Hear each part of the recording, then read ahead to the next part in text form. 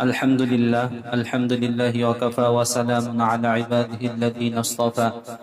أما بعد فقد قال الله تبارك وتعالى في كلامه المجيد وفرقانه الحميد: أعوذ بالله من الشيطان الرجيم.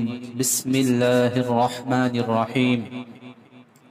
قل إن صلاتي ونسكي ومحياي ومماتي لله رب العالمين. وقال النبي الكريم صلى الله عليه وسلم: من كان له سعة ولم يضحي فلا يقربن مصلانا أو كما قال عليه الصلاة والسلام.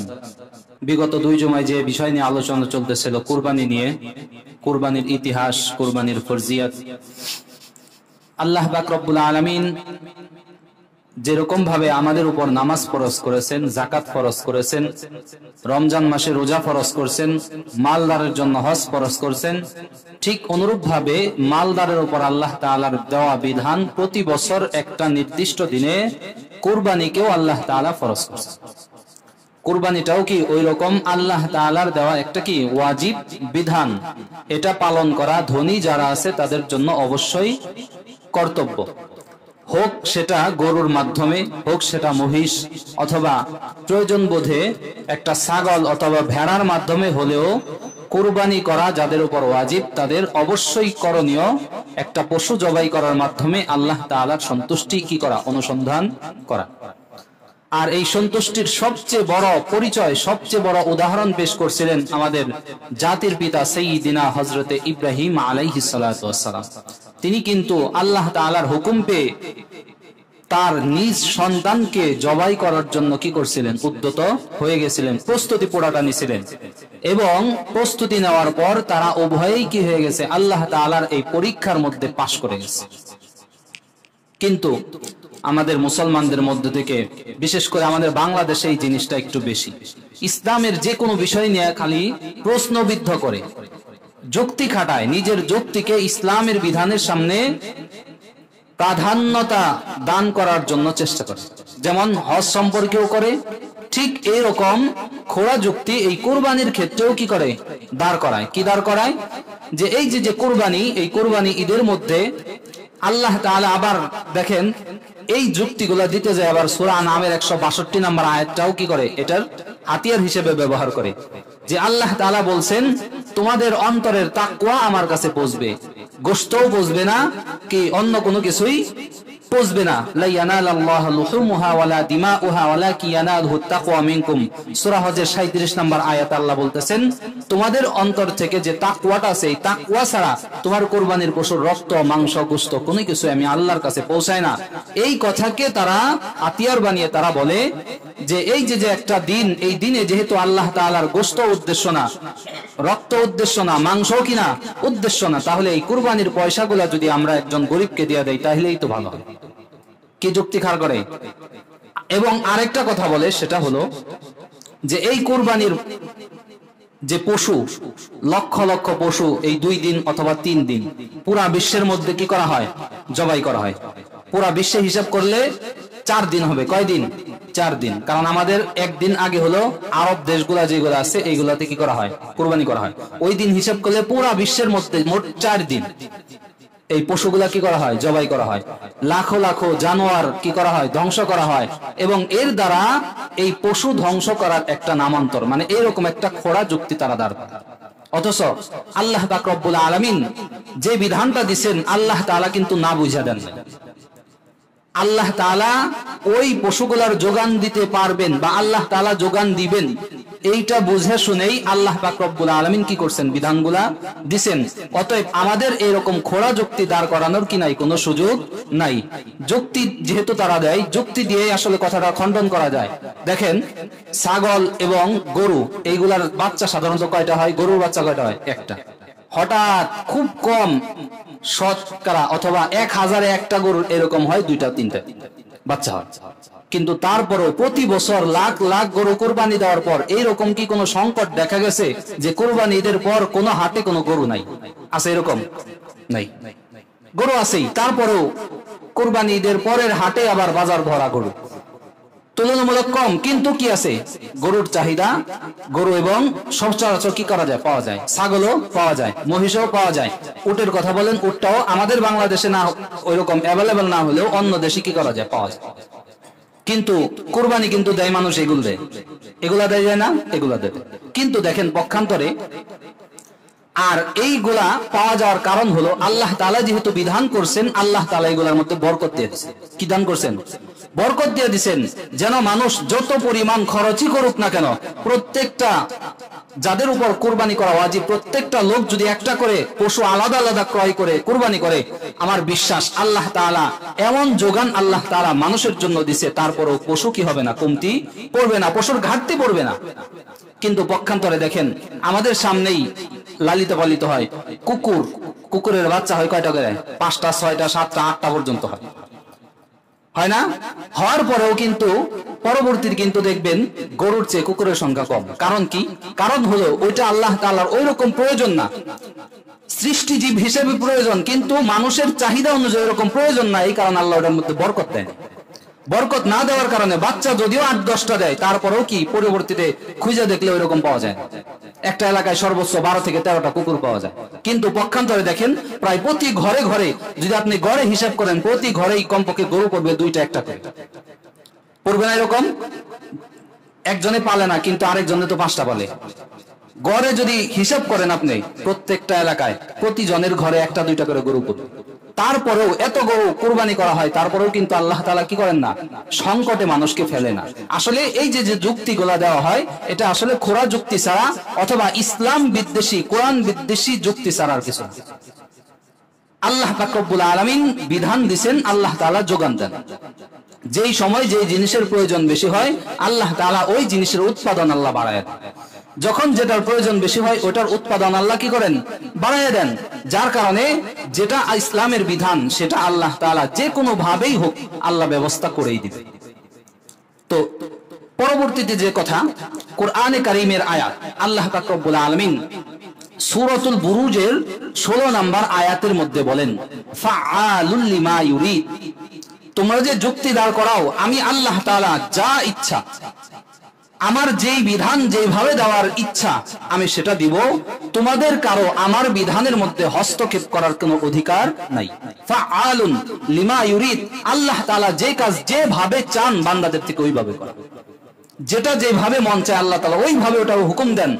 ওই হুকুমের মধ্যে হস্তক্ষেপ করার অধিকার আমাদের কারোর নাই। আল্লাহ দিছেন বিধান, বাস। এই যেই কটা কোরবানির পশু আল্লাহ তাআলা নির্ধারণ করে দিছেন 4 প্রকার, ছাগল, ভেড়া, দুম্বা, মহিষ, গরু এবং কি উট। এই মোটামুটি এই 4 প্রকারের পশু দ্বারা আল্লাহ তাআলা কি করছেন, 4-5 প্রকারের পশু দ্বারা আল্লাহ কুরবানি কি করছেন, ওয়াজিব করছেন। এই পশুগুলো আল্লাহ তাআলা ওয়াজিব করার পর এইগুলার যোগানও আল্লাহ দিয়ে দিয়েছেন। অতএব খোরা যুক্তি দাঁড় করানোর কি কোনো সুযোগ নাই। আল্লাহ পাক রব্বুল আলামিন পবিত্র কোরআনে কারীমের সূরাতুল আম্বিয়ার 23 নম্বর আয়াতে আরেকটা জবাব দেন, লা ইয়াসআলু আম্মা ইয়াফআল ওয়া হুম ইউসআলুন, আমি আল্লাহ তাআলা তোমাদেরকে যে বিধানগুলো দেই, তোমাদেরকে যেই হুকুমগুলো আমি দেই, এই হুকুমগুলোর ক্ষেত্রে কোনো মানুষ এই অধিকার রাখে না আমি আল্লাহকে ওই ব্যাপারে প্রশ্নবিদ্ধ করতে, যে আল্লাহ আপনি এই বিধান কেন দিলেন। এই প্রশ্ন করার অধিকার কোন নবী রাসূল থেকে শুরু করে কোনো মানুষের কি সুযোগ নাই, কোনো অধিকার নাই। ওয়াহুম ইউসআলুন, বরং পক্ষান্তরে তোমরা যেই কাজগুলা করতেছ, তোমাদের যে বিধানগুলা দিলাম ওইগুলা মানলা কি না মানলা, কি কাজ, কোন তোমার সময়টা কি কাজে ব্যয় করলা, তোমার অর্থ কি কাজে ব্যয় করলা, এবং তুমি কিভাবে তোমার জীবনটা পরিচালিত করলা, এই সব বিষয় আমি আল্লাহ কিয়ামতের দিন তোমাদের প্রশ্ন করব। কি বলতেছেন? আমি আল্লাহ তাআলাকে প্রশ্ন করার অধিকার তোমাদের নাই, কিন্তু কিয়ামতের দিন আমি আল্লাহ বরং এই ব্যাপারগুলোতে তোমাদেরকে আমি প্রশ্ন করব। সূরা আম্বিয়া আয়াত নাম্বার 23 আল্লাহ পাক রব্বুল আলামিন জানায় দিলেন। মানে এইরকম নাস্তিক মুরতাদ যে এইরকম পৃথিবীতে আসবে, তারা যে এরকম খোরা যুক্তি, ইসলামের বিদ্বেষী এই যুক্তিগুলা দাঁড় করাবে মানুষের ঈমান নষ্ট করার জন্য, আল্লাহ তাআলা আগেই জানেন। এই কারণে আল্লাহ তাআলা জবাব অগ্রিম কোরআনে দিয়ে দিয়েছে, যে কোনো বিষয়ে আমি যা ফায়সালা করছি এর মধ্যে কারো হস্তক্ষেপ করা, কারো প্রশ্নবিদ্ধ করার কোনো সুযোগ আমি রাখি নাই। ঠিক এরকম ভাবে আল্লাহ পাক রব্বুল আলামিন আরো কয়েকটা আয়াতের মধ্যে এরকম ভাবে যারা প্রশ্ন উত্থাপন করে তাদেরকে আল্লাহ তাআলা জবাব দিয়েছেন। আর এই কুরবানি এতটা গুরুত্বপূর্ণ নবী করিম সাল্লাল্লাহু আলাইহি ওয়াসাল্লাম হাদিসে পাকের মধ্যে বলেন, মান কানা লাহু সাআতুন ওয়া লাম ইউযাহি, যেই ব্যক্তির সামর্থ্য আছে, যেই ব্যক্তিকে আমি আল্লাহ তাআলা মাল দিয়েছি, সামর্থ্যবান করেছি, ধনাঢ্য করেছি, ওয়া লাম ইউযাহি, ধন থাকা সত্ত্বেও যেই ব্যক্তি কুরবানি দেয় না, ফালাম ইয়াহযুরু মুসাল্লানা, ঈদুল আজহার দিন সেই ব্যক্তি যেন ঈদের নামাজ পড়ার জন্য ঈদগাহে না আসে। নাউযুবিল্লাহ। নবীজি কি বলছেন? কুরবানি দেওয়ার সামর্থ্য আছে, মাল আছে, সম্পদ আছে, সব আছে, থাকা সত্ত্বেও ইচ্ছাকৃতভাবে যারা কুরবানি এই ওয়াজিব বিধান আদায় না করে, তারা যেন ওয়ালাম ফালা ইয়াকরুবান্না মুসাল্লানা, দুইটা হাদিসে দুই ভাবে আসছে। একটা আসছে আমাদের ঈদগাহের ধারে কাছেও যেন ওই ব্যক্তি না আসে, আরেক হাদিসে আছে ওয়ালাম ইয়াহদুরু মুসাল্লানা, সে যেন আমাদের ঈদগাহে নামাজ পড়ার জন্য উপস্থিত না হয়। দেখেন নবী করিম সাল্লাল্লাহু আলাইহি ওয়াসাল্লামের জীবনের অধিকাংশ সময়টাই সাহাবায়ে কেরামকে কিভাবে নামাজের দিকে আকৃষ্ট করা যায়, একজন নতুন মুসলমানকে কিভাবে নামাজ শিক্ষা দেওয়া যায়, কিভাবে মানুষ নামাজি হয়ে যায়, কিভাবে মানুষ আল্লাহর দিকে রুজু হয়ে যায়, এই চিন্তা ভাবনায় কিন্তু রাসূলের জীবনের অর্ধেকটাই কি হয়ে গেছে, শেষ হয়ে গেছে। প্রায় পুরো জিন্দেগি নবীজি কি করছেন, বিশেষ করে নবুয়তের জিন্দেগি পুরাটা আল্লাহর রাসূল এই কাজেই ব্যয় করছেন।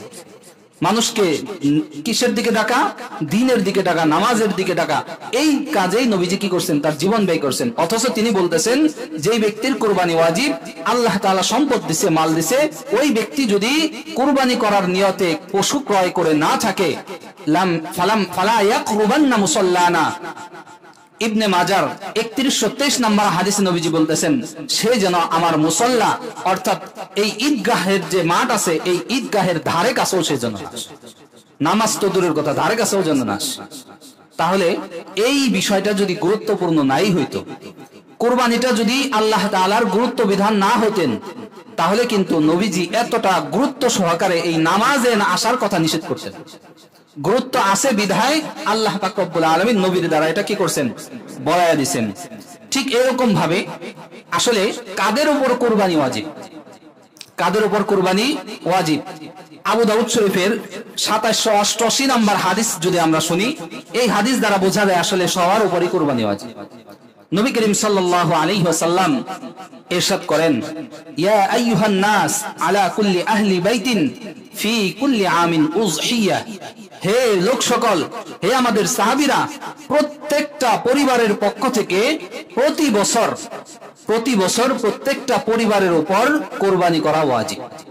কি বলছে এইখানে? কাউরে কি করেন না, নবীজি বাদ দেন নাই, ধনী বা মালদার এই কথা বলেন নাই। আবু দাউদ শরীফের 2888 নম্বর হাদিসে নবী করিম সাল্লাল্লাহু আলাইহি ওয়াসাল্লাম বলতেছেন যে প্রত্যেকটা পরিবারের পক্ষ থেকে প্রতি বছর কুরবানি করা কি ওয়াজিব। তাহলে আর নবী করিম সাল্লাল্লাহু আলাইহি ওয়াসাল্লামের একটা আমল আছে, সেটা হলো নবী করিম সাল্লাল্লাহু আলাইহি ওয়াসাল্লাম তার জীবদ্দশায় যখন থেকে এই কুরবানির বিধান আসছে, তারপর থেকে মৃত্যু পর্যন্ত তার একটা বছর এমন যায় নাই যে তিনি কুরবানি করেন নাই।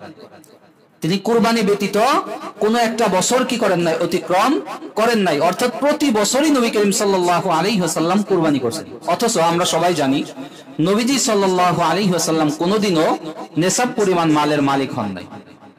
তার কাছে কোন একটা মাল আসছে, সাথে সাথে একজন সাহাবীকে দায়িত্ব দিয়ে দিয়েছে, হে আমার সাহাবী, এই মালটা তুমি আশেপাশের গরিব যারা আছে তাদের মাঝে বন্টন করে দাও। আবার কিছু সম্পদ আসছে, কিছু সম্পদ ধনভাণ্ডার তার কাছে আসছে, সাথে সাথে তিনি কি করছেন, এক সাহাবীকে দায়িত্ব দিচ্ছেন, দুই সাহাবীকে দায়িত্ব দিয়ে দিচ্ছেন, হে আমার সাহাবীরা, এই মালগুলা এরকম অমুক অমুক গরিবের মাঝে কি করে দাও, বন্টন করে দাও। নবীজি কখনো নেসাব পরিমাণ মালের মালিক তিনি হন নাই। তিনি মাল এরকম জমা করে রাখেন নাই। ইসলামের বিধান অনুযায়ী যদি দেখা যায়, তাহলে নবীজির উপর কুরবানি করা কি ছিল না, ওয়াজিব ছিল। কারণ মাল যার নাই তার উপর কুরবানি কিনা ওয়াজিব না, যার মাল আছে তার উপর কুরবানি ওয়াজিব। নবীজির কুরবানি ওয়াজিব না থাকা সত্ত্বেও শুধুমাত্র সওয়াবের জন্য, কিসের জন্য, সওয়াবের জন্য নবী করিম সাল্লাল্লাহু আলাইহি ওয়াসাল্লাম প্রতি বছর তিনি নিজের পরিবার এবং নিজেদের পক্ষ থেকে তিনি কি করতেন, পশু কুরবানি করতেন। সওয়াব কি রকম, কুরবানি নিয়ে নবীজি আলোচনা করতেছেন। নবীর সাহাবীরা জিজ্ঞাসা করতেছেন, আমাদের জাতির পিতা ইব্রাহিম নবীর এই পদ্ধতিটা, এই তরিকা যদি আমরা পালন করি, তাহলে এর বিনিময়ে আমরা কি পাবো, আমাদের কি লাভ? তখন বলছেন, প্রত্যেকটা পশুর, প্রত্যেকটা পশমের বিনিময়ে আল্লাহ পাক রব্বুল আলামিন প্রত্যেকটা মানুষকে একটি করে নেকি দান করেন। সুবহানাল্লাহ। প্রত্যেকটা পশুর লোমের বিনিময়ে আল্লাহ তাআলা এক একটা পশুর যত লক্ষ কোটি যত লোম আছে, যদি নিয়তটা সঠিক থাকে, প্রত্যেকটা লোমের বিনিময়ে ওই ব্যক্তি একটা করে নেকি পাবে আল্লাহর দরবার। এই কারণেই তো এই সওয়াবের দিকে লক্ষ্য করে হলেও এবং নবী করিম সাল্লাল্লাহু আলাইহি ওয়াসাল্লামের তরিকা যদি আমরা মানতে চাই, নবীর প্রকৃত আশিকে রাসূল যদি আমরা হতে চাই, তাহলে নবীর আশিক হইতে হইলে কুরবানি ঈদের মধ্যে আমাদের আশিকের হিসাবে একটা প্রমাণ দিতে হবে। সেটা কি? সেটা হলো নবী করিম সাল্লাল্লাহু আলাইহি ওয়াসাল্লাম মাল না থাকা সত্ত্বেও প্রতি বছর কুরবানি করছেন। নবীজি যে আমলটা যে সময় করছেন, ওই আমলটা আমাদের নিজের জীবনে ফিট করা, নিজের জীবনে বাস্তবায়ন করার নামই হলো আশিকে রাসূল। এর নাম কি? আশিকে রাসূল। জীবনে কুরবানির কোনো খবর নাই, জীবনে নামাজের কোনো খবর নাই, নবী করিম সাল্লাল্লাহু আলাইহি ওয়াসাল্লামের সুন্নতের কোনো নাম নাই, নবী করিম সাল্লাল্লাহু আলাইহি ওয়াসাল্লামের সুন্নতি লেবাস, টুপি দাড়ি এইগুলার কোনো কি নাই, ধার ধারে না। শুধুমাত্র নাম বলে আমরা আশিকে রাসূল, নির্দিষ্ট একটা দিনে শুধু লাফায় আর নবীর নামে হাই আলী, হাই হোসেন, হাই ফাতেমা এরকম ভাবে মিছিল গায় আর বলে জিলাপি খেয়ে বলে আমরা হলাম কি প্রকৃত আশিকে রাসূল। অথচ নবী করিম সাল্লাল্লাহু আলাইহি ওয়াসাল্লাম হাদিসের মধ্যেও প্রমাণ পাওয়া যায়, যে যত বেশি আমার অনুসরণ করবে, যে যত বেশি আমার কি করবে পদাঙ্ক অনুসরণ করবে, ওই ব্যক্তি হলো আমার তত আশিক, তত বড় আশিক। যে ব্যক্তি যত বেশি বেশি সেজদা প্রদান করবে, ওই ব্যক্তি হলো আমার তত বেশি আশিক, তত বেশি কি আশিক। অতএব আশিক রাসূল যদি হতে চান, তাহলে এই একটা সুযোগ, কুরবানির সময় একটা কি সুযোগ। আরেকটা বিষয়, যে বিষয়টা এখানে বলে দেই, সেটা হলো আমরা যারা যারা কুরবানি করার নিয়ত করছি, আজকে হলো জিলকদ মাসের 29 তারিখ, আরবিতে কত তারিখ? 29 তারিখ। হতে পারে আগামীকালই কি জিলহজ মাসের 1 তারিখ হতে পারে। যারা যারা কুরবানি দেওয়ার নিয়ত করো, বিশেষ করে তারা, আমরা হাদিসটা আগে শুনি। মুসলিম শরীফের 5011 নম্বর হাদিস, নবী করিম সাল্লাল্লাহু আলাইহি ওয়াসাল্লাম ইরশাদ করেন, মান রাআ হিলাল যিল হিজ্জাহ ওয়া আরাদা আন ইউযাহিয়া ফালা ইয়াখুযান্না মিন শা'রিহি ওয়ালা মিন আযফারিহি। যেই ব্যক্তি জিলহজ মাসের চাঁদ দেখলো, জিলহজ মাসের চাঁদ দেখলো, ও আরাদা আন ইউযাহিয়া, এবং ওই ব্যক্তি মনে মনে নিয়ত করলো, আল্লাহ যদি তৌফিক দেয় আমি কি করব, জিলহজ মাসের 10 তারিখে কুরবানির ঈদের দিন আমি কি করব, কুরবানি প্রদান করব। ওই ব্যক্তি যেন ফালা ইয়াখুযান্না মিন শা'রিহি ওয়া আযফারিহি, ওই ব্যক্তি তার চুল জাতীয় দেহের মধ্যে যা যা আছে, অতিরিক্ত যত লোম কাটতে হয়, চুল থেকে শুরু করে মুছ, তারপর এই যে দাড়ির যে ছাট দেয়, বিভিন্ন যে অঙ্গের লোমগুলো আমরা অতিরিক্ত যেগুলো পরিষ্কার করে থাকি, এই জাতীয় যত যা কিছু আছে, এইগুলার মধ্যে সে যেন হাত না লাগে। ওয়ালা মিন আযফারিহি, এবং তার এই যে পায়ের হাতের যে আঙ্গুলের নখগুলো আছে, এই নখ যেন ওই ব্যক্তি কি করে না কাটে। কি বলছে? চুল জাতীয়। মোট কথা আমরা পরিষ্কার পরিচ্ছন্ন হওয়ার জন্য শারীরিক ভাবে যে পরিষ্কার পরিচ্ছন্নতা হই, কোন পরিষ্কার পরিচ্ছন্নতা যেন ঈদুল আজহার চাঁদ ওঠার পর, জিলহজ মাসের চাঁদ ওঠার পর ওই ব্যক্তি না করে। করবে কোন সময়? আরেক হাদিসের মধ্যে আম্মাজান আয়েশা সিদ্দিকা রাদিয়াল্লাহু তাআলা আনহা বলেন যে এই যে কাজগুলা, এইগুলা করার পর তারা এইগুলা কাটবে কখন?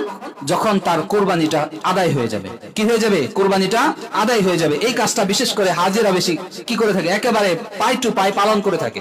হাজিরা কিন্তু ওই যেখানে নহর করার জন্য দেয়, কুরবানি করার জন্য দেয়, ওইখান থেকে ফোনে যোগাযোগ করে যে তার পশুটা কি হয়েছে কিনা, জবাই হয়েছে কিনা। যখনই জবাই ফোনের মধ্যে আওয়াজটা পায় যে কি জবাই শেষ হয়ে গেছে, তৎক্ষণাৎ তারা মাথা মুন্ডান শুরু করে। হজ যারা করছে তারা জানে হজের একটা বিধান, একটা ফরজ বিধান। আমাদের জন্য এটা হলো সুন্নত একটা আমল, যেটা নবী করিম সাল্লাল্লাহু আলাইহি ওয়াসাল্লাম তার উম্মতকে কি করছেন বলে দিবেন, তোমাদের মধ্য থেকে যেই ব্যক্তি কুরবানি দেওয়ার নিয়ত করে, সে যেন জিলহজ মাসের 1 তারিখ থেকে নিয়ে শুরু করে কুরবানি আদায় করা পর্যন্ত তার চারি, তার নখ, তার মুছ, তার চুল, অন্যান্য অতিরিক্ত যে লোমগুলো আছে, কোনো কিছুই যেন কি না কাটে।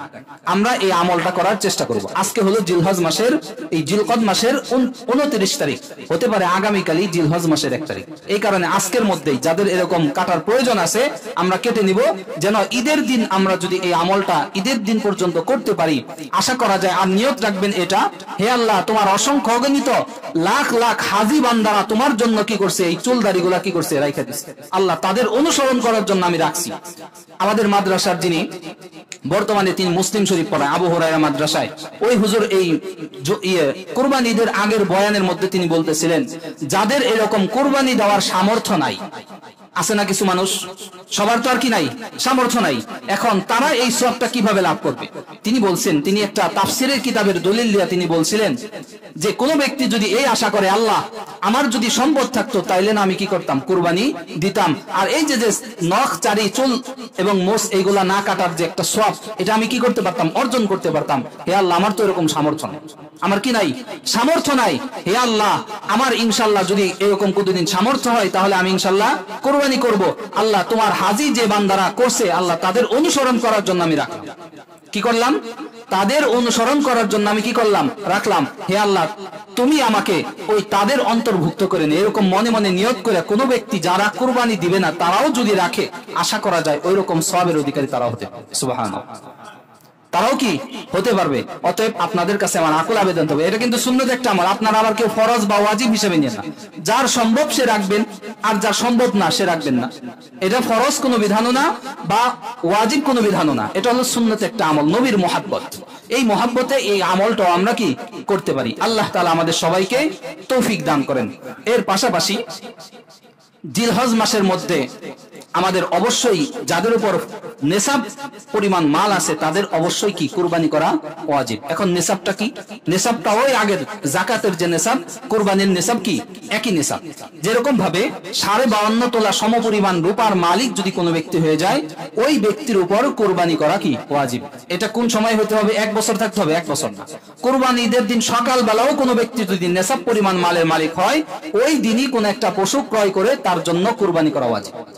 এবং কি মাসআলার কিতাবে এমন আছে, কুরবানি ঈদের পরের দিন, তারপরের দিন অর্থাৎ 12 তারিখ আসরের নামাজের আগেও কোনো ব্যক্তি যদি নেসাব পরিমাণ মালের মালিক হয়, ওই ব্যক্তির উপরও কুরবানি করা আছে। কেননা ওই দিনও কুরবানি করার কি আছে, তখনও পর্যন্ত কি আছে, সময় আছে। ওই সময় থাকার আগে কোনো ব্যক্তি যদি নেসাব পরিমাণ মালের মালিক হয়, তার উপর কুরবানি করা কি ওয়াজিব। এখন এই কুরবানিটা আপনার যেই পরিমাণ পয়সা আছে, আপনার যে পরিমাণ অর্থ আছে, ওই অর্থ অনুযায়ী আপনার ব্যয় করা উচিত। যেমন একজন ব্যক্তির টাকা আছে 2 কোটি টাকা ব্যাংকে, এখন সে চিন্তা ভাবনা করে ছাগল যদি 6,000 টাকাতে একটা পাওয়া যাইতো তাইলে কি করব, কুরবানি দিতে আমার একটু সুবিধা হইতো। এই কুরবানি মানে আপনার হীনমন্যতার একটা পরিচয়। কুরবানির যে ওয়াজিব সেটা আদায় হয়ে যাবে, কিন্তু আপনি সওয়াব পাবেন না, কারণ আপনার মনের মধ্যেই তো কি নাই, আপনার মন পরিষ্কার না। আল্লাহ তাআলা আপনাকে দিছে 2 কোটি টাকা, আপনি যদি ওইখান থেকে 50,000 কি করেন, খরচ করেন, আপনার কি একেবারে কমে যাবে, টাকা কমবে না। এইরকম মন মানসিকতা কুরবানি করার ক্ষেত্রে, মন মানসিকতা আমাদের ওইরকম হতে হবে, যার যেমন আছে সে ওইরকম দিবে।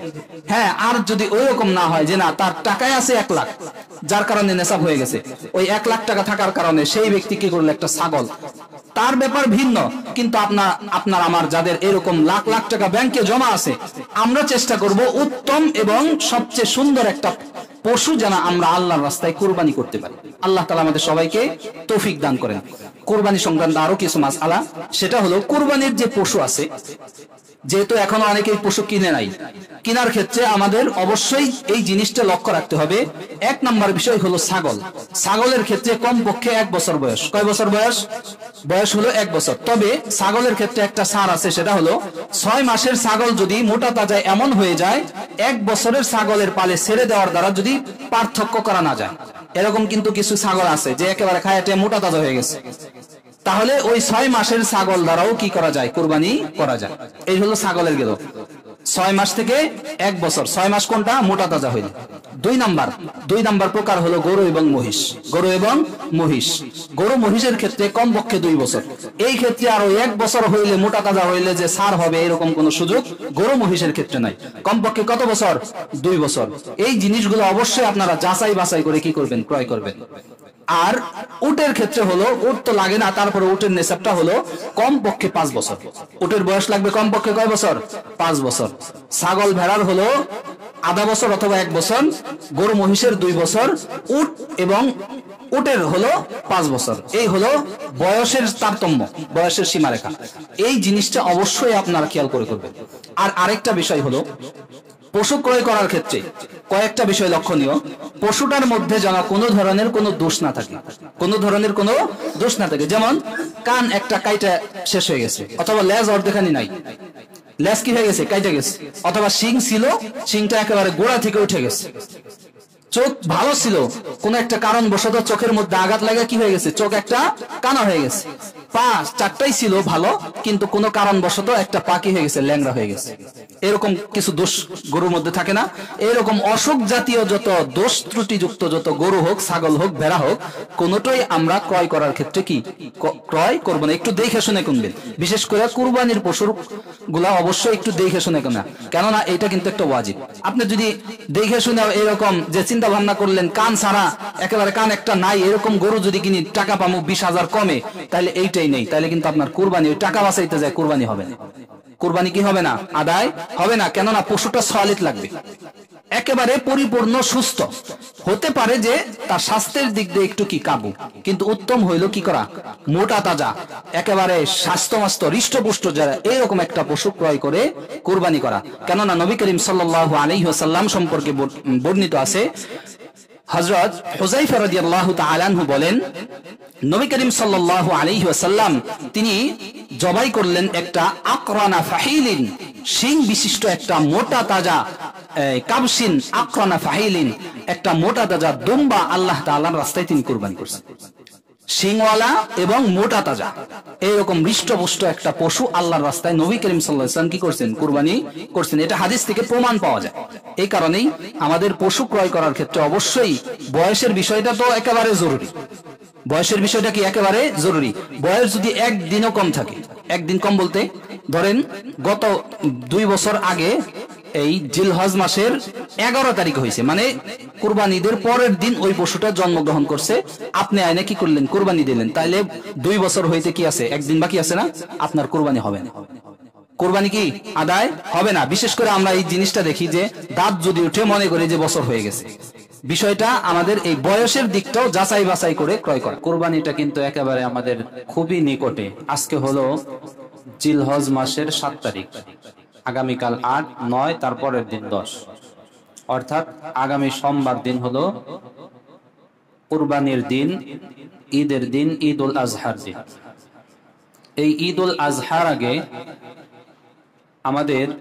আমরা যারা যারা কুরবানি করব, যারা কুরবানি করার নিয়ত করেছি, তাদের কিছু আমলের কথা বলছিলাম। তার মধ্যে অন্যতম একটা ছিল, সেটা হলো চুল, নখ ইত্যাদি এগুলা কি না কাটা, 1 তারিখ থেকে না কাটা। এবং এই জিলহজ মাসের সবচেয়ে পছন্দনীয় এবং সবচেয়ে গুরুত্বপূর্ণ আমল হলো কুরবানি। সবচেয়ে গুরুত্বপূর্ণ আমলটা কি, কুরবানি। এই কুরবানিটা যেন আমাদের বরবাদ না হয়ে যায়, এই জন্য আমাদের কি রাখা, খেয়াল রাখা। বরবাদ কিভাবে হবে, কিনলাম ঠিক আছে, পশু ক্রয় করছি খুব সুন্দর দেখে, সবকিছুই ঠিক আছে, কিন্তু আমার নিয়তের মধ্যে সমস্যা। এখনো সময় আছে। এবং কি কুরবানি ঈদের যে নামাজ আমরা আদায় করব, নামাজ আদায় করার পরেও যদি আমরা নিয়তটাকে সঠিক করে, কুরবানির আগ মুহূর্তে নিয়তকে সঠিক করে যদি পশুটা জবাই করি, তাহলে এই কুরবানির দ্বারা আমাদের যে উদ্দেশ্য এবং আল্লাহ তাআলার যে সন্তুষ্টি, এটা অর্জন করা যাবে।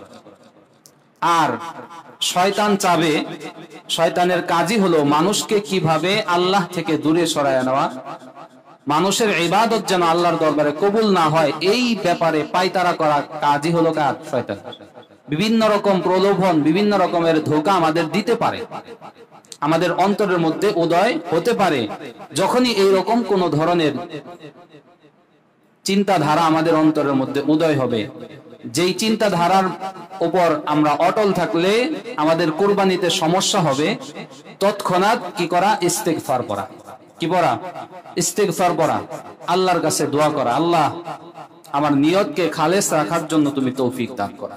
এরকম কি রাখা, ইস্তেগফার করা এবং আল্লাহর দরবারে কি করা, দোয়া করা, যেন আল্লাহ পাক রব্বুল আলামিন কুরবানির পশু জবাই করার আগ মুহূর্ত পর্যন্ত আমাদের আল্লাহ তাআলার একনিষ্ঠতার উপর, আল্লাহর সন্তুষ্টির যে বিষয়টা, এই সন্তুষ্টির বিষয়ের উপর আমাদের অটল এবং অবিচল থাকার জন্য আল্লাহ যেন তৌফিক দান করেন। এই জন্য কি করা, বেশি বেশি দোয়া করা আর ইস্তেগফার করা। আর এই কুরবানির পশু ক্রয় করার ক্ষেত্রে যেই বিষয়গুলো একেবারে খুবই লক্ষণীয়, সেটা হলো কুরবানির পশুর বয়সটা কি রাখা, ঠিক রাখা। বিশেষ করে গরুর ক্ষেত্রে এই জিনিসটা একটু কম হয়, ছাগলের ক্ষেত্রে মোটামুটি 1 বছরই হয়, কিন্তু গরুর ক্ষেত্রে অনেক সময় আমরা 2 বছরের কম বয়সী গরু কিনে ফেলি। এই বিষয়গুলা কি রাখা, লক্ষ্য রাখা, কোনোভাবেই যেন 2 বছরের কম বয়সী গরু যেন আমরা কুরবানি করার নিয়তে না কিনি।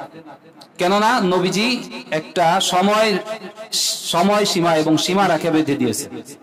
এর চেয়ে কম বয়সী হলে ওই গরুর দ্বারা আপনার জবাই হবে, আপনি মনে করতেন কোরবানি সবই হইতেছে, কিন্তু আল্লাহর দরবার সেটা কবুল হবে না, কারণ ওইটা পরিপক্ক হয় নাই এবং ওইটার বয়সটা পূর্ণাঙ্গ হয় নাই। এই কারণে আমি কোরবানি করলাম, কষ্টও করলাম, মেহনত করলাম, সবকিছু করলাম, টাকা গেল, সবকিছু গেল, কিন্তু যেটা আমার মেন উদ্দেশ্য সেটাই যদি হাসিল না হয় তাহলে তো আমার সবকিছু জ্বলে গেল। এই কারণেই এই বিষয়গুলো আমাদের অবশ্যই কি রাখা, খেয়াল রাখা, যেন কোনোভাবেই আমাদের কোরবানির পশুর বয়সটা কি না থাকে, কম না থাকে। আরেকটা বিষয় হলো কোরবানির ক্ষেত্রে যেহেতু আমাদের আর্থিক দুর্বলতা অনেকটাই বেশি, আমাদের বাংলাদেশের মানুষের কিন্তু আর্থিক দিকে আমরা কি অনেকটাই দুর্বল। সেই ক্ষেত্রে আমাদের মহল্লার মধ্যে যে বিষয়টা বেশি প্রচলন সেটা হলো গরু হইলেই অধিকাংশ মানুষই গরুগুলা ভাগে দিয়ে থাকে, শরিকানায় কি করে থাকে, কোরবানি করে থাকে। এই ক্ষেত্রে কয়েকটা বিষয় লক্ষণীয়। 1 নাম্বার হলো শরিক আপনাকে এমন লোককেই করা যাদের নিয়তের মধ্যে সমস্যা হওয়ার সম্ভাবনা নেই, যাদের নিয়তে কি নাই, সমস্যা হওয়ার বা নিয়তের মধ্যে গড়মিল থাকার সম্ভাবনা কম, এইরকম লোকদের বেছে বেছে কি করা, শরিক করা। কেননা আপনার নিয়তের মধ্যে আপনি একেবারে অটল আছেন, আপনারা 6 জন কি আছেন নিয়তের মধ্যে একেবারে পরিপক্ক, সেটা হলো কি একমাত্র আল্লাহর সন্তুষ্টি আমাদের কাম্য, এছাড়া অন্য কোনো নিয়ত আমাদের নাই।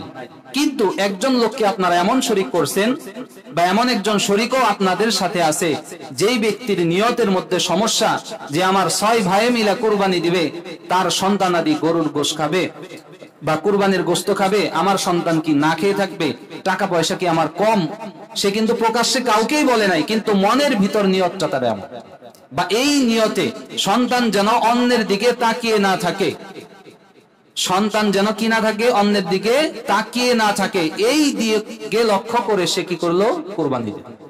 তাহলে কিন্তু তার নিয়তের মধ্যে ঝামেলা, নিয়তের মধ্যে কি সমস্যা, আর এই অল্প একটু সমস্যার কারণে এই 6 জনের নিয়ত সহ বাদ, 6 জনের কুরবানি সহ কি বাতিল হয়ে যাবে। এবং কি এই শরিক দাতার ক্ষেত্রে আরেকটা জিনিস লক্ষণীয়, সেটা হলো যে আয় উপার্জনের বিষয়বস্তুটা লক্ষ্য রাখা, যে তার উপার্জনটা কোন পন্থায়, হালাল পন্থায় না হারাম পন্থায়। আপনারা 6 জন আছেন, 6 জনের উপার্জন হালাল পন্থায়, একেবারে 100% হালাল পয়সার দ্বারা আপনারা কি করতেছেন, কুরবানি দিতেছেন, কিন্তু একজন লোককে এমন শরিক করছেন যেই লোকের সুদি কারবারের মধ্যে কি আছে, জড়িত আছে, যে লোক অন্যায় ভাবে মাল আত্মসাৎ করার কাজে কি আছে, লিপ্ত আছে, এইরকম কাজের মধ্যে সে কি আছে, লিপ্ত আছে, আপনারা প্রকাশ্যেই জানেন। এইরকম লোককে ওই কুরবানির মধ্যে শরিক না করা। কেননা হতে পারে তার যে টাকা পয়সা আছে সবগুলাই হালাল, কিন্তু যেহেতু তার সুদের মধ্যে কি আছে, সে জড়িত আছে, বা একটা অন্যায় কাজের মধ্যে সে কি আছে, অন্যায় ভাবে উপার্জনের মাঝে সে লিপ্ত আছে, হতে পারে তার পরিপূর্ণ টাকা হালাল হলেও তার মধ্যে থেকে যদি 500 টাকাও ওই সুদি কারবারের হয়ে থাকে, 10টা টাকাও যদি সুদি কারবারের হয়ে থাকে, অন্যায় ভাবে উপার্জন করা টাকার মধ্যে থেকে 10টা টাকাও যদি এই কুরবানির পশুর মধ্যে কি লিপ্ত হয়ে থাকে, তাহলে এই কুরবানির সম্পূর্ণটাই বাতিল বলে গণ্য। কি বলে গণ্য হবে, বাতিল। সবচেয়ে উত্তম হলো শরিকানা না দিয়ে নিজের সামর্থ্য থাকলে নিজে একা কুরবানি করে, এটাই হলো সবচেয়ে ভালো। কারণ সেই ক্ষেত্রে আপনার কোনো সন্দেহের কি অবকাশ থাকে না, কারণ নিজের নিয়ত, আমার নিয়ত যদি সঠিক থাকে আমার কুরবানি কবুল, আমার নিয়তের মধ্যে যদি সমস্যা না থাকে আমার কুরবানি কি কবুল। আর আপনার নিয়ত সঠিক আছে কি না আছে এটা আপনি নিজে ভালো মতো জানেন, কিন্তু আরেকজনকে আপনি প্রকাশ্যে দেখতেছেন তার নিয়ত ঠিক আছে, কিন্তু হয়তোবা মনে মনে তার সমস্যা আছে, কারণ মনের খবর তো কেউ জানে না। আর আল্লাহ তাআলা প্রকাশ্যটা দেখবেন, আল্লাহ দেখবেন কোনটা, আল্লাহ পাক রব্বুল আলামিন দেখবেন মনেরটা। কেননা আল্লাহ তাআলা পবিত্র কোরআনে কারীমের সূরাতুল হজের 37 নম্বর আয়াতের মধ্যে ঘোষণা করেন, লা ইয়ানালাল্লাহু লুহুমুহা ওয়ালা দিমাউহা ওয়ালাকিন ইয়ানালুহুত তাকওয়া মিনকুম। হে আমার উম্মত, হে আমার বান্দারা, তোমরা যে আমার জন্য কুরবানি করবা, এই কুরবানির পশুর গোশত লা ইয়ানালুল্লাহা লুহুমুহা, তার গোশত আমার কাছে পৌঁছে, ওয়ালা দিমাউহা, এবং তার রক্ত কোন ফোঁটা আমি আল্লাহর দরবারে কি পৌঁছে না, ওয়ালাকি ইয়ানালুহু তাকওয়া মিনকুম, বরং তোমাদের অন্তরের যে তাকওয়াটা আছে, কার সন্তুষ্টির জন্য কুরবানিটা করতেছ, কাকে রাজি খুশি করার জন্য তুমি কুরবানি বা পশু জবাই করতেছ, এই জিনিসটাই একমাত্র আমি আল্লাহর দরবারে পৌঁছে। নবী করিম সাল্লাল্লাহু আলাইহি ওয়াসাল্লাম হাদিসে পাকের মধ্যে ইরশাদ করেন, যেই ব্যক্তি একনিষ্ঠতার সাথে আল্লাহর সন্তুষ্টি অর্জনের জন্য কুরবানির পশু জবাই করে, ওই পশুর রক্তের যে প্রথম ফোঁটাটা আছে, জবাই করার পর প্রথম ফোঁটাটা কি মাটিতে পড়ে না? মাটিতে পড়ার আগেই আল্লাহ পাক রব্বুল আলামিন তার কুরবানিটা আল্লাহ কবুল করে নেন। সুবহানাল্লাহ। পশু জবাই করা কিন্তু এখনো হয় নাই, প্রথম রক্তের ফোঁটা মাটিতে পড়ার আগ মুহূর্তেই আল্লাহ পাক রব্বুল আলামিন ওই বান্দার পক্ষ থেকে কুরবানিটা আল্লাহ কবুল করে নেন। সুবহানাল্লাহ। অপর এক হাদিসের মধ্যে আল্লাহর হাবিব সাল্লাল্লাহু আলাইহি ওয়াসাল্লামকে সাহাবায়ে কেরাম জিজ্ঞাসা করলেন, মা হাদিহিল আযাহি ইয়া রাসূলুল্লাহ, হে আল্লাহর হাবিব, এই কুরবানিটা কি জিনিস? তখন আল্লাহর হাবিব বললেন, সুন্নাত আবিকুম ইব্রাহিম আলাইহিস সালাম, কুরবানিটা হলো তোমাদের জাতির পিতা সাইয়্যিদিনা ইব্রাহিম নবীর সুন্নাত। ইব্রাহিম নবীর কি মতাদর্শ বা তার আদর্শ, তার সুন্নাত। পরবর্তীতে সাহাবায়ে কেরাম প্রশ্ন করলেন, ওমা লানা ফিহা ইয়া রাসূলুল্লাহ, আমরা যদি কুরবানি আদায় করি, এই কুরবানির বিনিময়ে আমাদের কি লাভ হে আল্লাহর হাবিব? তখন আল্লাহর হাবিব বললেন, কুল্লি শাআতিন হাসানা, প্রত্যেকটা পশমের লোমের বিনিময়ে তোমাকে একটি করে নেকি আল্লাহ তাআলা দান করবেন। সুবহানাল্লাহ। তখন সাহাবায়ে কেরাম মনে করলেন হয়তোবা উট গরুর ক্ষেত্রে বা মহিষের ক্ষেত্রে দান করবে, ভেড়া দুম্বা ছাগল যেহেতু একেবারে ছোট পর্যায়ের প্রাণী, এইগুলার ক্ষেত্রে হয়তোবা কোনো সওয়াব হবে না। এই কারণে সাহাবায়ে কেরাম ক্লিয়ার হওয়ার জন্য নবীকে আবার প্রশ্ন করলেন, ফাসুফু ইয়া রাসূলুল্লাহ, আমরা যদি কোনো মেষ, দুম্বা, ভেড়া অথবা ছাগল যদি জবাই করি, এই পশুর পশমের ক্ষেত্রে কি আমাদের লাভ? তখন বললেন, ফাকুল্লুম মিনাস সুফি শাআরাতুম মিনাস সুফি হাসানা, এবং প্রত্যেকটা ছাগল, ভেড়া, দুম্বা হোক, প্রত্যেকটা পশুর প্রত্যেকটা লোমের বিনিময়ে আল্লাহ তাআলা একটি করে সওয়াব দান করেন। সুবহানাল্লাহ। পরবর্তীতে নবী যে সুসংবাদটা দিলেন সেটা হলো, কিয়ামতের ময়দানে এই যে কুরবানির পশুটা আছে, গরু দিক, ছাগল দিক, মহিষ দিক, যেটাই দিক, এই কুরবানির পশুটা আল্লাহ তাআলার দরবারে তার শিং নিয়ে, তার রক্ত নিয়ে, তার হাড়গুলা নিয়ে আল্লাহ তাআলার দরবারে ওই ব্যক্তির ব্যাপারে সুপারিশ করার জন্য আল্লাহর দরবারে দাঁড়িয়ে। সুবহানাল্লাহ। সবচেয়ে বড় পাওয়া, যদি আমাদের কুরবানিটা কবুল হয়েই যায়, নিয়তটা যদি আমরা খালেস ভাবে দিতে পারি, তাহলে আশা রাখা যায় একটা কুরবানি কাল কিয়ামতের ময়দানে আমার জন্য নাজাতের উসিলা হয়ে যাবে। সুবহানাল্লাহ। নাজাতের জন্য যথেষ্ট হবে, তবে হতে হবে কুরবানিটা ওই রকম। আর এর চেয়ে বড় পাওয়ার কি থাকতে পারে? আল্লাহর দরবারে এই ছাগল হোক, ভেড়া হোক, দুম্বা হোক অথবা গরু হোক, এটা আমার জন্য সুপারিশ করবে, আল্লাহ তুমি তোমার বান্দাকে কি করছিলা? মাল দিছিলা, সম্পদ দান করছিলা, তোমার সন্তুষ্টি অর্জনের জন্য আমার মতো একটা ছাগলকে বা এই গরুটাকে কি করছিল? সে তোমার জন্য কুরবানি করে দিয়েছিল। আল্লাহ, আমি তার সেই জবাইকৃত পশুর অংশ, হে আল্লাহ এই বান্দাকে তুমি মাফ করে দাও, হে আল্লাহ তুমি এই বান্দাকে তুমি জান্নাত দিয়ে দাও। সুবহানাল্লাহ। আর এইরকম সুপারিশ আল্লাহ পাক রব্বুল আলামিন কিয়ামতের ময়দানে কি করবেন? গ্রহণ করবেন। এই যে লম্বা হাদিসটা বললাম, হাদিসটা হলো ইবনে মাজাহ শরীফের 1832 নম্বর হাদিস, যে বিশাল লম্বা একটা হাদিস। তাহলে এই কুরবানি করলে আমাদের লাভ আছে না নাকি? এই লাভটা কিন্তু আমাদের নিজেদের। কুরবানি করার ক্ষেত্রে আল্লাহ তাআলার বিন্দু পরিমাণ কোনো লাভ নাই এখানে। আল্লাহর দরবারে গোশতও পৌঁছে না, রক্তও পৌঁছে না, কোনো কিছুই পৌঁছায় না। পৌঁছায় কি? আমাদের অন্তরের তাকওয়া। এবং কি দেখেন, কুরবানি করার ক্ষেত্রে আল্লাহ পাক রব্বুল আলামিন এমন সিস্টেম আমাদের উম্মতে মুহাম্মদের জন্য দান করছেন যে কুরবানি করব আমরা, সওয়াবও পাবো আমরা, কিয়ামতের ময়দানে আমাদের জন্য নাজাতের উসিলাও হবে এই কুরবানির পশু, এবং এই দুনিয়াতে থাকা অবস্থায় গোশতও খাবো আমরা, সবকিছুই আমরা। তাই না বিষয়টা? কিন্তু ইতিপূর্বে কিন্তু এমন ছিল, কোরবানি করতো ঠিকই, কিন্তু কোরবানি আল্লাহর পক্ষ থেকে গায়েবী আগুন এসে কোরবানির পশুটাকে আল্লাহ জ্বালায়া দিত। কোরবানির কোন অংশ ওই আগের জামানার উম্মত যারা তারা কি উপভোগ করতে পারতো না, কিন্তু আমাদের নবী, রহমতের নবী, দয়ার নবী, মায়ার নবী, তাকে আল্লাহ পাক রব্বুল আলামিন এইরকম সুযোগ সুবিধা দান করছেন। গোশতও খাইতেছি আমরা, সবকিছুই আমরা উপভোগ করতেছি, কিন্তু মাঝখান থেকে সওয়াবের ভাগীদার হইতেছি। এবং কিয়ামতের ময়দানে কোরবানিটা যদি কবুল হয়ে থাকে তাহলে মুক্তির জন্য, নাজাতের জন্য একটা সার্টিফিকেট আমরা পাই যাচ্ছি। এই কারণেই এখনো পর্যন্ত আমাদের সময় আছে, এবং কি কোরবানি করার পূর্ব মুহূর্ত পর্যন্ত সময় আছে। আমাদের কোরবানিটা যেন ওই রকম তাকওয়াওয়ালা কোরবানি হয়, খালেস কোরবানি হয়, যেই কোরবানির মধ্যে কোনো অন্য ধরনের কোনো নিয়ত না থাকে, এবং আল্লাহর সন্তুষ্টি ছাড়া অন্য কোনো ধরনের বিষয় আমাদের অন্তরের মধ্যে যেন না থাকে। এই জন্য কি করা?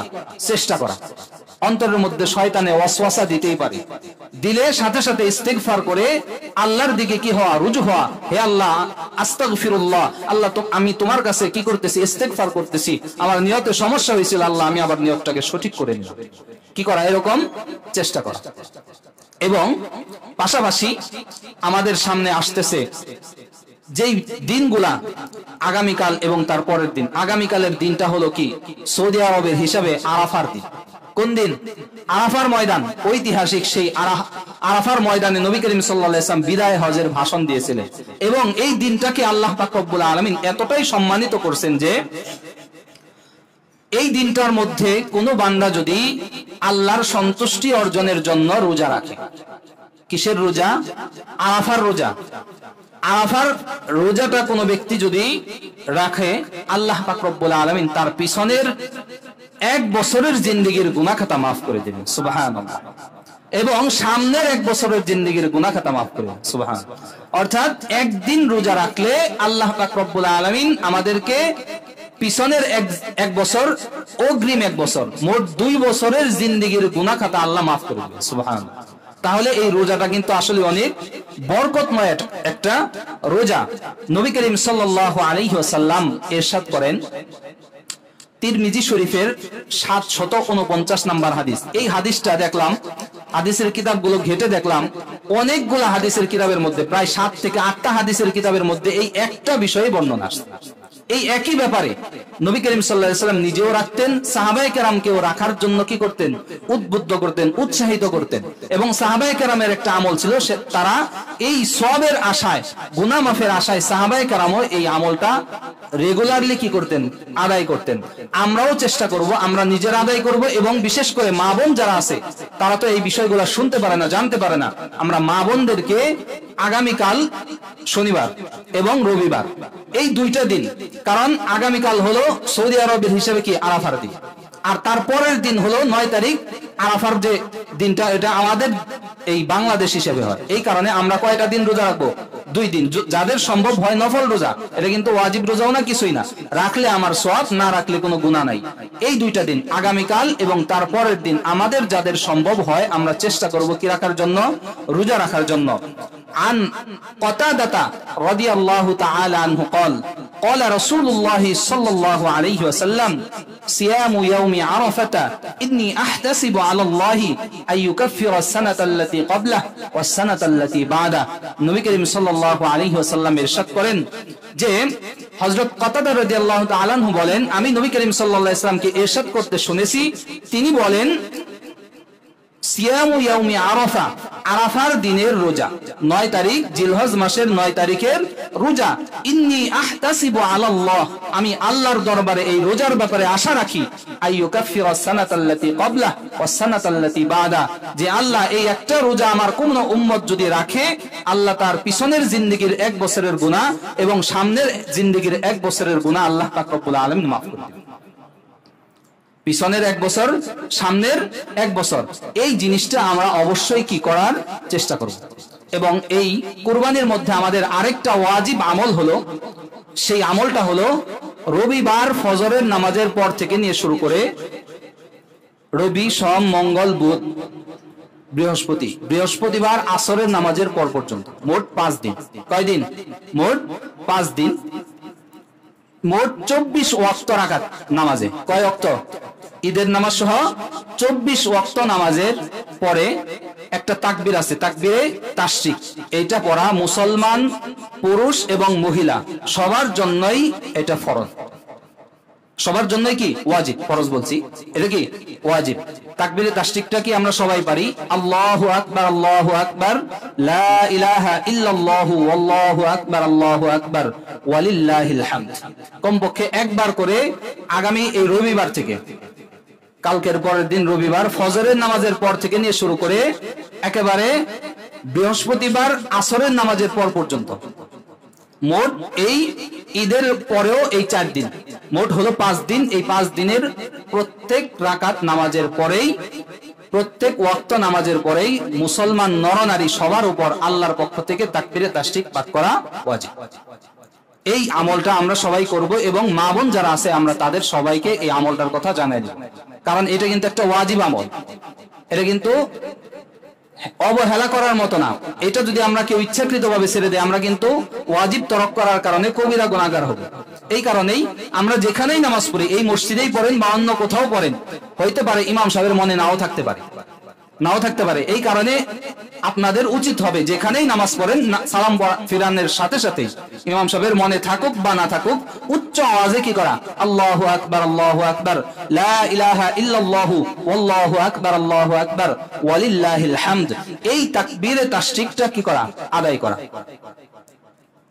এই উচ্চ আওয়াজে পড়লে কি হবে? উচ্চ আওয়াজে পড়ার দ্বারা অন্যান্য মুসল্লি ভাই যারা আছে তাদের যদি মনে না থাকে তারাও কি করবে, পড়ে নিবে। এটা একটা আপনি সওয়াবের অংশীদার হবেন। এবং আরেকটা বিষয়, এই যে তাকবীরে তাশরিক, এই তাকবীরে তাশরিকটা আল্লাহ পাক রব্বুল আলামিন দান করছেন, কিন্তু এমনি এমনি দান করেন নাই। আল্লাহ তাআলার মাকবুল 2 জন নবী এবং মাকবুল 1 জন ফেরেশতা, 3 জনের মুখ নিঃসৃত বাণী কিন্তু এই তাকবীরে তাশরিক। জানেন কিনা? আল্লাহ পাক রব্বুল আলামিন কিছু বলবেন? ফরজ নামাজের পর, ফরজ নামাজের পরেই এই তাকবীরে তাশরিক, ফরজ নামাজ শেষ সালাম ফিরানোর সাথে সাথে। তো যে কথা বলতেছিলাম, এই তাকবীরে তাশরিকটা হলো আল্লাহ তাআলার 3 জন মাকবুল বান্দার মুখ নিঃসৃত বাণী। 1 নাম্বার হলেন সাইয়্যিদিনা ইব্রাহিম আলাইহিস সালাম, 2য় নাম্বার হলেন হযরত ইসমাঈল আলাইহিস সালাম, 3 নাম্বার হলেন হযরত জিবরাইল আলাইহিস সালাম। এটা আমরা সবাই জানি। ইব্রাহিম নবী যখন ইসমাইলকে জবাই করার জন্য প্রস্তুত, ছুরি চালায়া দিছে, জিবরাইল দুম্বা নিয়ে আসতেছে, তখন দেখছে কি করছে, নবী ছুরি চালায়া দিছে। এই অবস্থা দেখে তিনি বলছিলেন আল্লাহু আকবার, আল্লাহু আকবার। এই কথা বলার পর ইব্রাহিম নবী তো কি করছে, ছুরি চালায়া দিছে। জিবরাইল আলাইহিস সালাম ইসমাইলকে সরায় নিয়ে ওই দুম্বাটা ইব্রাহিম নবীর ছুরির নিচে দিয়ে দিছে। দুম্বাটা জবাই হয়ে গেছে। নবী ইব্রাহিম যখন চোখ খুলছে, খুলে দেখে ছেলে ইসমাইলের পরিবর্তে দুম্বা জবাই হয়ে গেছে। তিনি বলছিলেন লা ইলাহা ইল্লাল্লাহু, আল্লাহু আকবার। আল্লাহ তাআলার কুদরত দেখে তিনি কি করছিলেন, এই কথাটা বলছিলেন।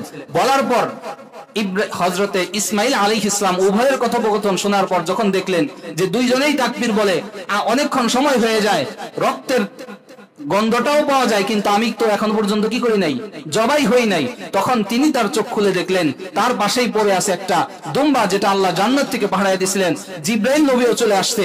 এই 2 জন 3 জনের এই অবস্থা দেখে তিনি আল্লাহর শুকরিয়া আদায় করার জন্য বলছিলেন আল্লাহু আকবার, আল্লাহু আকবার, ওয়ালিল্লাহিল হামদ। এই 3টা মিলাই হলো আল্লাহু আকবার, আল্লাহু আকবার, লা ইলাহা ইল্লাল্লাহু, আল্লাহু আকবার, আল্লাহু আকবার, ওয়ালিল্লাহিল হামদ।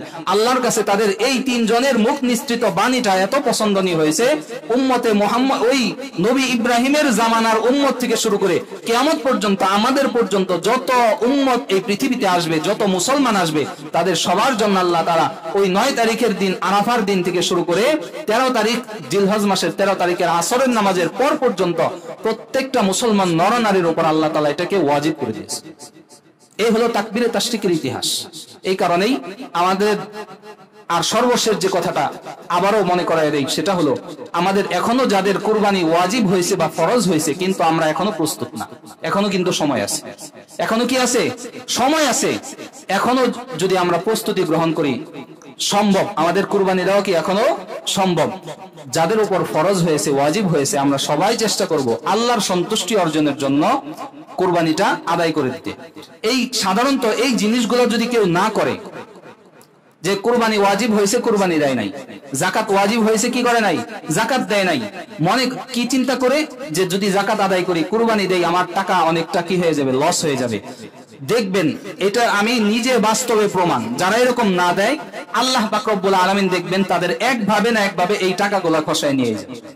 হঠাৎ করে এমন একটা লস হয়ে গেছে, 1 লাখ টাকার একটা মাল আপনার হারায় গেছে, হয় না এরকম? অথবা এমন একটা অসুস্থতা আসছে যে কুরবানি দিতে লাগতো 50,000, আপনার অসুস্থতার চিকিৎসা করতে যায় 2 লাখ খরচ হয়ে গেছে। আসলে বাঙালি আমরা এমন যে সামনাসামনি 10 টাকা দিতে আমরা রাজি না, কিন্তু পিছনে আমাদের 1 লাখ চলে যাক তাতে সমস্যা নেই। আমাদের অবস্থাটা হলো এমন। আসলে বিষয়টা এমন না আপনাদেরকে কাউকে ই করার জন্য বা অ্যাকশন করে কথা বলার জন্য, আসলে বিষয়টা না, বাস্তবতা। জিনিসটা কি বাস্তবতা। এই কারণেই মালের শুকরিয়া যদি আমরা আদায় করি, আল্লাহ তাআলা আমাদের অন্যান্য যত বিপদ আপদ আছে সবকিছু থেকে আল্লাহ হেফাজত করে।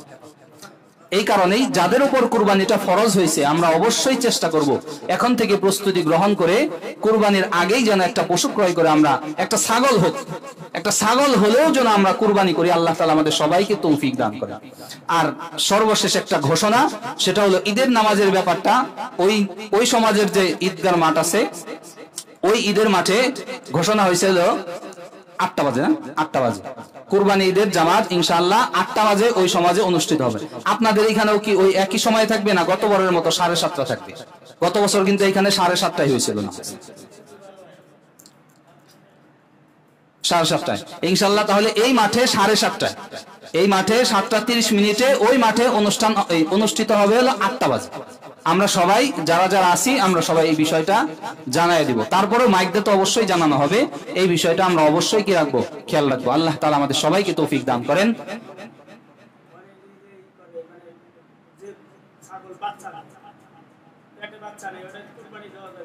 হ্যাঁ, ছাগল যদি পেটে বাচ্চা না থাকে তারপরেও কুরবানি দেওয়া যাবে, পেটে বাচ্চা থাকলেও এটা কুরবানি দেওয়া যাবে, সমস্যা নেই। তবে পেটে বাচ্চা থাকলে ওইটা না দেওয়া ভালো। না দিয়ে এই মনে করে যে এই মাদি ছাগল যেরা, এইগুলা দেওয়া হয়তো বা কুরবানি হয় না, আসলে এরকম কোনো বিষয় না, এরকম কোনো বিষয় না। খাসি দেওয়া যেরকম হবে কুরবানির জন্তু, ওই যদি ছাগি হয় তারপরেও কি ওর দ্বারা কি কুরবানি হয়ে যাবে। এর দ্বারা সবের মধ্যে যে কমতি হবে এরকম কোনো বিষয় না, সবগুলা দ্বারাই কি কুরবানি আদায় হয়ে যাবে। আরো কারোর যদি কোনো এই জাতীয় কোনো মাসআলা জানার থাকে, যে জিজ্ঞাসার থাকে, ইনশাআল্লাহ নামাজের পর জিজ্ঞাসা করেন, ইনশাআল্লাহ আল্লাহ তাআলা তৌফিক দান করলে জানায় দেব। আর আরেকটা বিষয়, এটা আমার হঠাৎ করে মনে পড়লো, একজন জিজ্ঞাসিল যে বিষয়টা, যে হুজুর এই কুরবানি ঈদের দিন একই পশুর মধ্যে যদি আমি আকিকা সহ আদায় করি, আদায় হবে কিনা? এই বিষয়টা কিন্তু আমাদের অনেকের মাঝে প্রশ্ন থেকে যায়। কুরবানি ঈদের দিন একই পশুর মাঝে আমরা যদি আকিকার অংশটাও রাখি, যেমন গরুতে 7 অংশ কয়টা? 7টা। আমার কুরবানি ওয়াজিব হলো আমার একার উপর, আমি 1 অংশ দিলেই হয়, আর বাদ বাকি 6 অংশ যদি আমার সন্তানের নামে আমি যদি আকিকা হিসেবে চালাই দেই, হবে কিনা? হ্যাঁ, আদায় হয়ে যাবে। এটা কি আদায় হয়ে যাবে। এবং কি ওই ঈদের দিনও যদি আপনি অন্য আরেকটা পশু দ্বারাও আকিকা করেন, তাও আদায় হয়ে যাবে। এমন না যে কুরবানি ঈদের দিন আকিকা করা যাবে না, বিষয়টা এমন, আদায় হয়ে যাবে। যে কোনো দিন আকিকা করলে আকিকা আদায় হয়ে যাবে। আল্লাহ তাআলা আমাদের সবাইকে আমল করে তৌফিক দান করুন।